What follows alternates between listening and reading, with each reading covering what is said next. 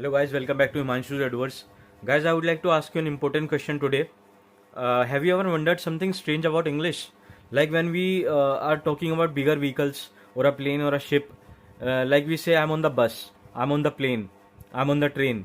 But when it comes to choosing smaller vehicles like a car or a taxi, we say I'm in the car, I'm in the taxi, she's coming in a van, right? So how to decide whether to use on or in? Like why don't we say I am on the car or in the bus, right? So there is a very logical reason that English puts forward to its audiences about what particular preposition you should use, right? So let me make it clear that the difference is not about really about the vehicle. It is basically how we imagine the space. For example, when you are in a large vehicle where you can stand up, move from one place to another, or change your seat from one seat to another. In that case, English usually treats it like a platform, and that is why we say, I am on the bus, she's on the train, they are on the ship, we are on the plane, right? So, in that case, we use on. Now, when it comes to comparing large vehicles with smaller ones, for example, a car or a taxi, we say in the car or in a taxi, because in a car you can't just stand up and walk from one place to another. It's an enclosed space, and when it comes to enclosed space, we say in the car or in a taxi, right? So in that case, we don't use on.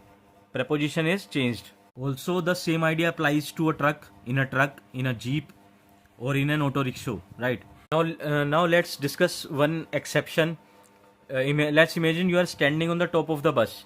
So in that case, being on the bus can mean two different things. Like you are traveling by bus, by being inside the bus, so you are on the bus. But if you are standing on the roof of the bus, you are literally on the top of it. So you would say I'm on the top of the bus, right? So here, being on the bus can mean two different things. Now there is an interesting twist. Let's say you are traveling by a bike or a motorcycle. So in that case, you are like you are sitting on the top of the bike, right? Like being on the bike is, so you would say I am on the bike, I am on the motorcycle, she is on a bike, right? Or we can say she's on a horse. So in that case, we use on because you are not inside that thing, you are just traveling by being on the top of it. So you would say I am on the bike, right?